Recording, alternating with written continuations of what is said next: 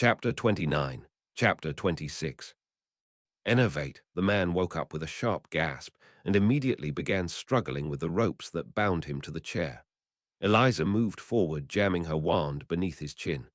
"I suggest you stop struggling," she said calmly, and the man instantly stilled beneath her. "Potter?" he asked, his confusion evidently overriding his need to struggle. "You know who I am, but it seems we're still in the dark about who you are," Eliza commented idly before stabbing her wand harsher against his throat. "Care to introduce yourself?" The man spat at her feet. "Actually, darling, I think you'll find that the most important introduction here would be me," Tom drawled, and finally stepped out of the shadows to join her in front of their captive. Eliza had to contain a snort. He was so dramatic.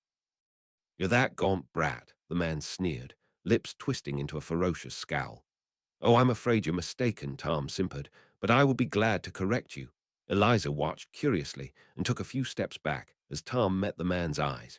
Suddenly he began screaming in pain, writhing in his chair as the dark mark on his arm pulsed with angry magic. My lord," the man panted when his screams came to an end before he shook his head vigorously. "Yes, Barty," Tom said silkily. "That is your name, isn't it? Barty."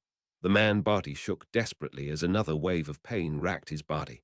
"This is a trick," he growled. "I won't betray my master. I won't," he kept repeating, near delirious with the pain Tom was inflicting on him. "I find myself growing impatient, Barty.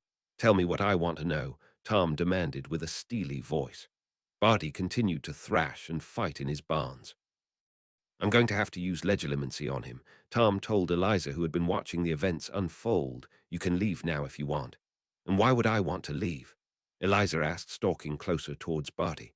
"Do you need direct eye contact?" she asked. Tom nodded, watching her with darkened eyes. Eliza leant over Barty and raised her wand so it rested just above the man's eyes, which were squeezed closed. "Now I suggest you open those eyes, Barty. I'm sure you won't like my alternative methods." Barty flinched violently, but kept up his constant litany, swearing he wouldn't betray his master. Eliza trailed her wand idly over the curves of his face before she stopped it above his eyelid. "Are you ready to have something in common with Moody?" Eliza asked sadistically, and allowed her wand to heat up in her hand. His eyes snapped open, and instantly Tom cast the spell. Eliza moved away as Tom savaged Barty's mind and hopped up on the desk Tom had previously been sitting on. Barty thrashed in his bindings, shaking as Tom invaded his mind with a careless ruthlessness. Minutes must have passed as Tom waded through the memories of Barty's entire life until finally the pair of them reeled back with sharp gasps. "How interesting," Tom purred, keeping his eyes locked on Barty. "What did you find?" Eliza asked immediately, and Tom spent the next few minutes recounting Barty's entire personal history. His years at Hogwarts, his daring escape from Azkaban, and his years trapped beneath the Imperious Curse. Eliza felt sickened. She couldn't imagine what it would be like to be trapped like that, to solely serve someone else's will. It was a surprise he was still sane, well, sanish. Barty rejoined his master, and they devised a plan to steal your blood at the end of the third task, so as to resurrect Voldemort like we suspected. "Which is why he needs me to get through all the tasks," said Eliza, and Tom nodded in response. "But what you need to understand, Barty," Tom said, returning his attention to the Death Eater, "is that I am your true lord. The Voldemort you are serving is nothing more than a remnant. A resurrection gone wrong." Barty had stilled, listening intently to Tom's words. "Does he seem sane to you? Does his power feel like this?" he asked, and Eliza felt his magic envelope the room, pure and dark and near irresistible. "Once I collect the husk of Voldemort, I will once again become whole. Eliza Potter has already allied with me, and we have already begun enacting our plans to topple Dumbledore's rule. We will return magical Britain to its former glory. The cause you promised to fight for." Tom spoke charismatic and unyielding. "I'll even let you enact revenge on your father. Speaking from experience, I assure you you'll feel better afterwards." Tom finished with a wry smirk. Barty's eyes darted between Eliza and Tom for a few moments before he bowed his head. "I live to serve my lord," he murmured, and Eliza and Tom exchanged matching smirks. "Brilliant," Eliza chirped, and let the ropes fall away from the Death Eater. "Now, what can you tell us about the second task?" We didn't come here just so you could acquire a breathing cheat sheet, little star, Tom commented tersely, but Eliza elected to ignore his comment and instead continued to stare at Barty hopefully. He blinked in blatant confusion and then looked towards Tom for guidance. Oh, just tell us, Tom drawled, and then conjured a large armchair before promptly collapsing into it. You wouldn't happen to have any fire whiskey, would you? And that was how they passed the night, drinking fire whiskey and plotting the rise of a dark lord. Just your average Wednesday night, really. According to Barty, who after his third glass of fire whiskey eventually loosened up to stop stuttering around them, they would have to hold the egg underwater to hear the clue. As a defense teacher, he didn't know the ins and outs of the task, but he did know, for whatever reason, they would have to dive beneath the Black Lake. You can swim, can't you, darling? Tom had asked rather obnoxiously. Of course I can bloody swim, Eliza had responded, and Barty looked like he was about to pass out from the blatant respect shown to his lord. Instead, Tom had merely laughed and moved on to discussing how they were going to breathe beneath the lake. They had decided that Eliza could sneak into the prefect's bathroom after gaining the password off of Bletchley, and she could tell Tom what the clue said. The prefect bathroom was where she was now.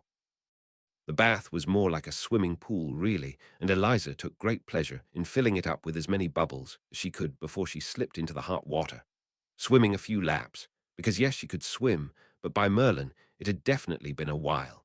She returned to the edge of the bath and pulled the golden egg in with her. Taking a deep breath, Eliza ducked beneath the water and let the haunting melody of the merfolk echo around her. An hour long you'll have to look, and to recover what we took. But past an hour, the prospect's black, too late, it's gone, it won't come back. How delightfully ominous. Eliza had no idea what she would most sorely miss. At first, she would say her wand, but there was no way they would be able to steal it from her, as she even slept with it beneath her pillow. She supposed the invisibility cloak would be an option, but then how was she ever supposed to find an invisibility cloak? And she had no idea what they could take from Tom. Could they even discreetly hide a basilisk in a lake? She doubted it. At least they had a better idea on what the task would be now. She and Tom had decided on straightforward bubble head charms. Barty had suggested gillyweed, but Eliza thought it was ridiculous. What if she found her item before the hour was up? Then she would be trapped beneath the lake for Salazar knows how long. No, she would stick with the bubble head charm, and she would tell Tom what the clue said. For now, though, she fully intended to enjoy her access to the prefect's bathroom. Some more bubbles never hurt anyone. February passed without much incident after that, well apart from the debacle on Valentine's Day, and soon the second task was looming ever closer. Eliza and Tom often found themselves in the company of Barty over the past weeks, and after the man finally got over his initial hesitation, Eliza actually found him quite fun to hang around with. He was quick-witted and outspoken, even if he was always slightly reverential when Tom was around. She had found out the Ravenclaw had been friends with Regulus Black at Hogwarts, and Eliza soaked up as many stories as she could about him. She really wished she had been able to meet him. Her court also grew more worried as the second task drew nearer. Draco had taken to poking her at random intervals to get her to cast a spontaneous bubble head charm. She was glad they hadn't taken it as far as drowning her yet. She didn't think they would, but the stares Daphne kept sending her were a bit unnerving. It was the day before the second task when both she and Tom were summoned to the headmaster's office. Exchanging looks with Tom, Eliza said the password, "Blood Pops," to the gargoyle, and they both climbed the stairs with no small amount of trepidation. "I've never had a blood pop before," Tom commented out of the blue. "I'm surprised," said Eliza. "What with how bloodthirsty you are," Tom did nothing more than grimace as well as shooting her a disappointed stare. She really has been spending too much time with Blaze lately. When they stepped into the headmaster's office, they found that they weren't the only ones present. Karkaroff was sullenly stood in the corner, alongside Bagman and Crouch, who Eliza paused to glare at on behalf of Barty. "Our Eliza," Dumbledore greeted from behind his desk, Mr. Gaunt. There was a twinkle in his eyes that Eliza didn't like the look of. "We have stumbled upon a delicate situation in regards to the second task." He spoke with a small smile.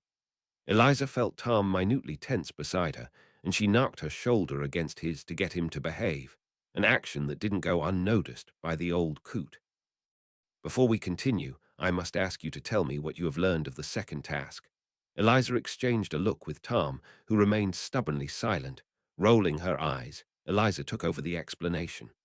The egg contained a song from the merfolk beneath the Black Lake. We have an hour to look for what we will sorely miss. We were both planning to use bubble head charms. Ah, very good, Dumbledore praised, and Eliza bristled minutely. The problem arose when we tried to determine what it was that you would sorely miss, Dumbledore said, gesturing to one of the many stupid trinkets on his desk. You see, we were told what you would both sorely miss was in fact one another. Eliza actually blushed. And not a soft, cute blush like Daphne. She was sure her cheeks were now fire-engine red. Tom wasn't faring much better, which was a small consolation. Eliza saw him shuffle nervously, the tips of ears turning red adorably. Wait, he wasn't adorable. It was just actually she wasn't going there. Eliza turned her attention back onto Dumbledore, who was doing nothing to hide his amusement. He was enjoying this far too much. So if you could perhaps give us two other names to use. Our champions can't save each other after all. Eliza took a moment to gather her wits. Tom had yet to speak up in this entire encounter. Well, she hedged, Theo, not can be my hostage, and Draco Malfoy can be Tom's. They've become rather close over these past few months, it was true. Although Tom was undoubtedly closer with Theo, Eliza wouldn't let him claim her right-hand man. Draco may be family, but it was just different. Besides, Tom always viewed the Malfoys with a bemused ambivalence. He wouldn't admit it, but she knew he had a soft spot for the Blondes. They may be dramatic, but they did tend to have a certain charm. When Tom made no protests, Eliza knew she had chosen correctly. They're the only people I know who would willingly go along with this bullshit. Eliza tagged on as an afterthought, which startled a short laugh out of Tom. Well, now that the matter has been resolved, you're both free to go, Dumbledore said, blue eyes twinkling madly. Eliza and Tom didn't waste a second before they both practically ran out of Dumbledore's office. Ah, young love, they both heard him say before the door swung shut behind them. They walked down the corridor towards the slithering common room in silence. Eliza had no intention of waiting to inform Theo and Draco about what had just happened. Really, what were the judges thinking using actual hostages? If Eliza hadn't known ahead of time, she would have ripped anyone who dared to stand between her and her court apart. I'm the most important person in your life, then, little star. Tom teased beside her any embarrassment from before evidently having left him. Obviously, Eliza answered bluntly and grinned when Tom actually stumbled at her straightforwardness. I've touched your soul, Tom Riddle, Eliza replied with a wry smile. My life changed the moment that we met. Eliza began walking again, but this time Tom didn't fall into step beside her. It felt nice to finally turn the tables on him for once. When Eliza woke up on the day of the second task, she felt oddly numb. There was no excitement or nervousness that there had been with the first task. Theo and Draco were conspicuous absences as Daphne and Blaise settled into the great hall to eat breakfast. They'll both be all right, won't they? Daphne asked worriedly. Course they will, Daph, Blaise exclaimed with an overly forced cheerfulness, as if anyone could hurt Eliza's court and live to tell the tale. That bit was true at least.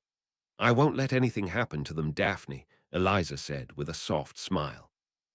Slowly the hall began to empty, and after a while, Eliza took that as her cue to head down to the Black Lake with Daphne and Blaise flanking her sides. They walked in silence until they reached the pier they had built for the task. Good luck, Eliza, Blaise murmured as he and Daphne peeled away from her, leaving her standing at the edge of the pier alone. It was horribly cold when Eliza dropped her robe, and she was glad she had had the foresight to apply layer after layer of warming charms on her swimming costume. Tom soon joined her in a pair of dark red swim shorts. I bet it kills you to wear red, doesn't it, Tom? Eliza couldn't resist teasing as the rest of the champions lined up beside them. Actually, I think it brings out my eyes, Tom replied drolly over the sound of Ludo Bagman's incessant drivel. Eliza snorted, shaking her head as they fell into a tense silence. Bring him back, Tom, Eliza said seriously.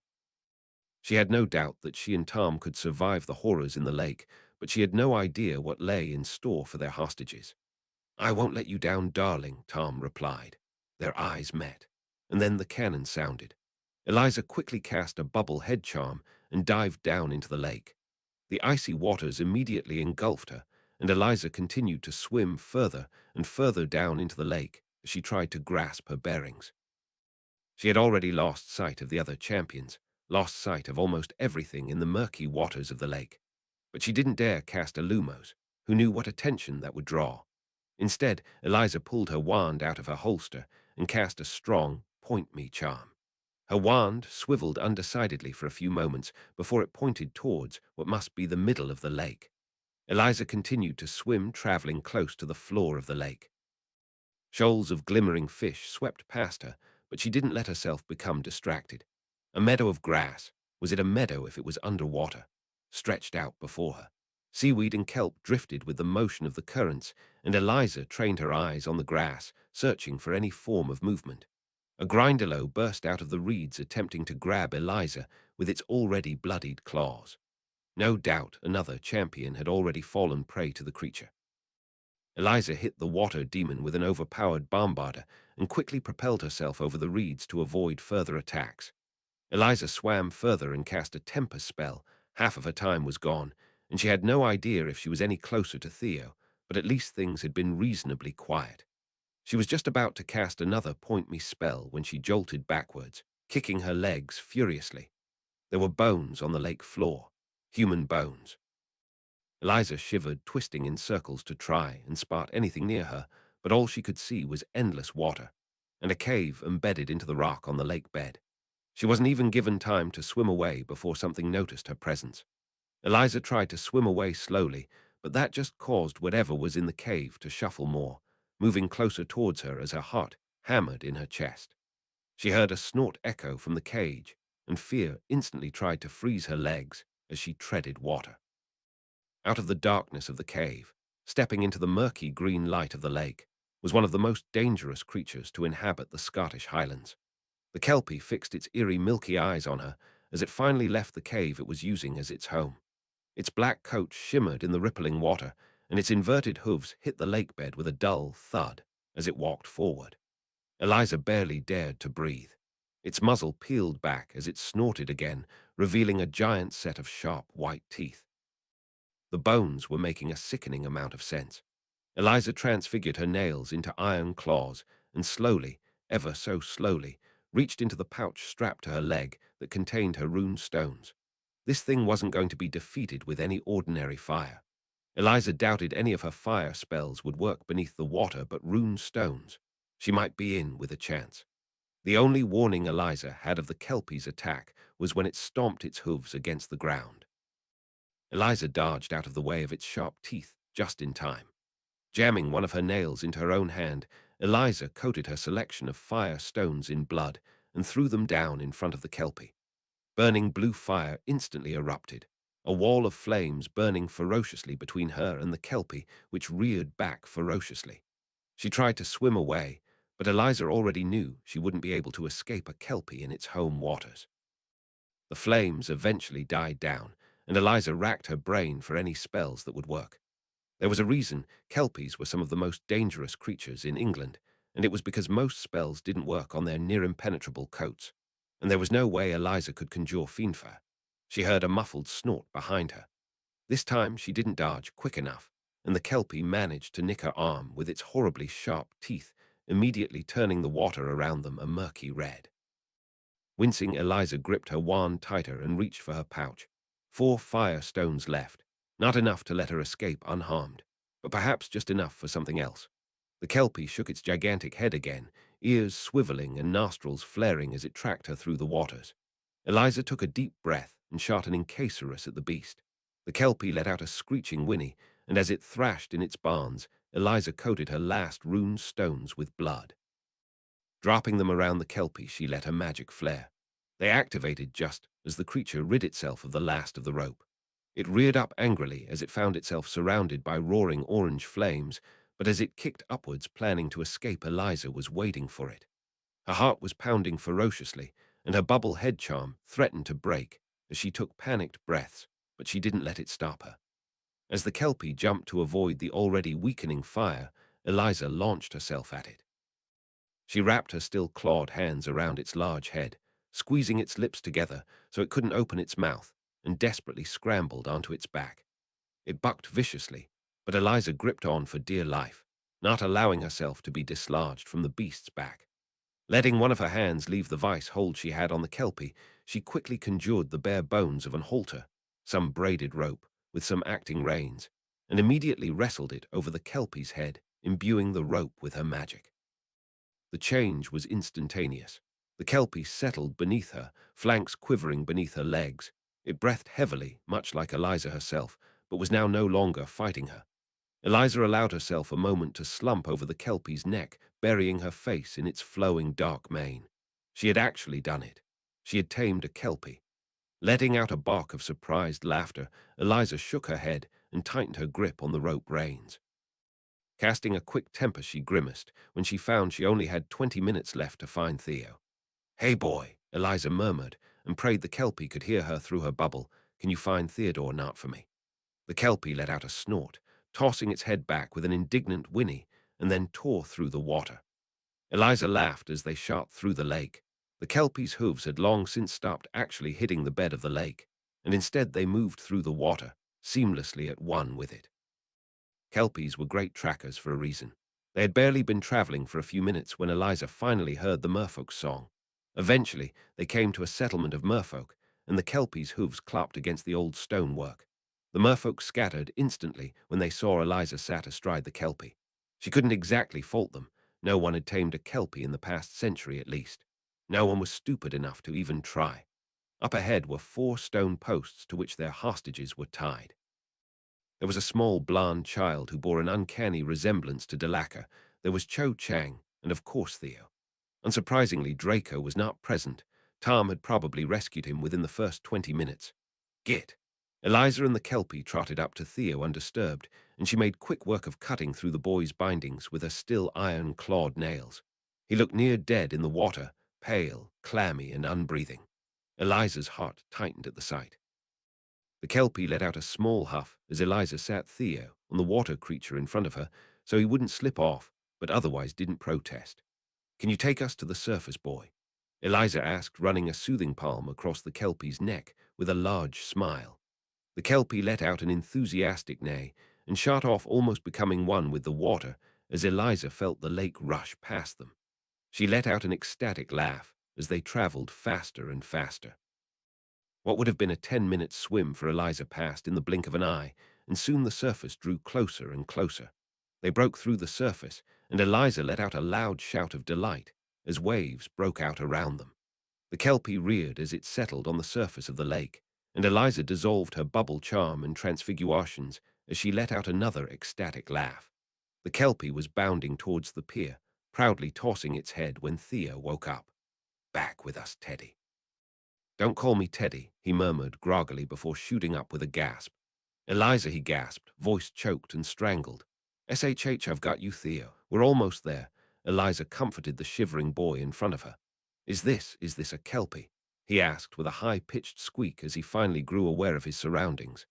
"I made a new friend," Eliza said lightly, and hissed when the open air irritated the wound on her arm. She would have to get that looked at. Theo remained oddly silent as the kelpie ghosted across the water, and Eliza would have thought he had passed out if it weren't for the long string of curses she could hear him whispering beneath his breath. Eventually, the kelpie finally reached the pier and elegantly leaped on top of the dock as muffled screams erupted around them. Almost instinctively, Eliza searched out Tom in the crowd, and a large smirk pulled at her lips at the sight of his slack-jawed face. Eliza let Thea slide off the kelpie's back first, and he stumbled when he hit the ground, but Blaze and Daphne instantly crowded at his side and dragged him towards shelter. Eliza took a moment, one more deep shuddering breath, before she also dismounted. The kelpie shook its large head as she came to stand in front of him. Its milky white eyes were looking at her, and Eliza tentatively ran a shaking hand across its velvety soft muzzle, pushing its forelock out of the way, running her hand through a mane braided with water reeds as it let out a puff of hot air in her face. Slowly, Eliza reached her hand to the braided halter around its head and tried to carefully slice it off, taking a piece of his mane with it, which Eliza pocketed for good measure. The kelpie tossed its head back with a war cry, but Eliza didn't move. The creature butted its large head against her, making Eliza laugh and stumble back slightly. She watched as it turned on its hind legs and then effortlessly dived back into the dark waters, giant waves rising in the wake of its departure. There's silence for a few moments, until only you, little star. Oh, you know you love it. Eliza shot back before she was kidnapped by a disapproving Madame Pomfrey to have her arm checked out. Thea was already in the medic tent, practically buried in blankets when Eliza was forced to join him. Madame Pomfrey wrapped her arm in bandages, some minty-smelling ointment covering them, before deeming her fit enough to sit next to him. They sat in silence in their blanket cave as they slowly stopped shivering. "Eliza," Thea asked hesitantly, worrying his bottom lip between his teeth. Eliza turned to face him. I thought you would have chosen Draco to be your hostage," he said finally, not meeting her eyes. Eliza reached out beneath the blanket and held onto his hand tightly. "Draco is invaluable to me, all my court are. And yes, it's true I'm rather close to the Malfoys because of our familial bonds, but do you know who else I consider my family?" Eliza questioned with a comforting smile. "You. A boy who came to me in first year and decided this is who I'm going to stand beside. A boy who has seen every part of me and yet always refuses to shy away. A boy who smuggled healing potions into my trunk before I left for the orphanage because he knew I was too prideful for my own good, Theo." Eliza said strongly. "You've been my best friend since I even knew what that meant. Just because there's more people in my life doesn't mean you're no longer one of the most important people in it. You're the best friend a girl could ask for, Theo, not." Eliza got no warning before she was pulled in for a gigantic hug, her face inelegantly smushed against his shoulder. "Thank you," he said, pulling back from her slightly, eyes suspiciously wet. "I don't ride a bloody kelpie for just anyone you know," Eliza quipped, and the pair just stopped laughing as the rest of her court barged in, practically falling over one another as they stumbled into the tent. "So what's happened?" Eliza asked her court as they all congregate in the medic tent. Eliza burrows even further into the blankets as feeling finally returned to her numb hands. "Are you really the one asking us that?" Draco deadpanned, his hands curled around a mug of hot chocolate. Eliza merely rose an expectant eyebrow in return. "Your beau was the first one to make it back, Eliza," Daphne said finally, ignoring Eliza's disappointed look over the use of Tom's infernal nickname. "Well," said the devil himself as he walked casually into the medic tent, already dressed in warm and dry clothes, "I used the bubble head charm like you as well as human transfiguration to make sure I was better suited to traversing the lake." Eliza continued to stare at him until he relented. "I gave myself flippers that was more like it. I was the first to return with my hostage. I'm never doing that again, by the way," Draco interjected. "I second that," said Theo, grumpily, still shivering beneath his blankets. "Duly noted," Eliza replied with a smirk. Delacour returned Sans hostage soon after. She ran into some grindelows. Diggory has just returned with his hostage now. They're waiting to give out the scores. Tom finished with a languid smirk, and Eliza groaned. "Do I have to go out there?" Eliza complained, burying deeper into her blankets. "It's so cold." Tom rolled his eyes and grabbed onto her hands, springing Eliza to her feet with a yelp. Shaking off his own cloak, he draped it over her shoulders along with his green and silver scarf and looked at her with his eyebrows raised. "Is this to your satisfaction, little star?" Eliza sniffed pompously, doing her best to emulate Draco and doing her best to restrain herself from burying further into Tom's scarf. "I suppose it will do," Tom snickered softly and dragged her out to where the other champions were waiting for the scores. Her court had gathered around her, and Eliza had to stifle a laugh when she saw that Theo had brought his blankets with him. "Now, ladies and gentlemen," Ludo Bagman's voice boomed over the stadium. "We are giving our champions a mark out of 50. First to Miss Fleur de Lacre. Though she demonstrated excellent use of the bubblehead charm, she did not return with her hostage and was attacked by Grindelows. We award her with 20 points. De Lacre didn't even look up from her sister, who she was clutching tightly to her chest, sobbing quietly.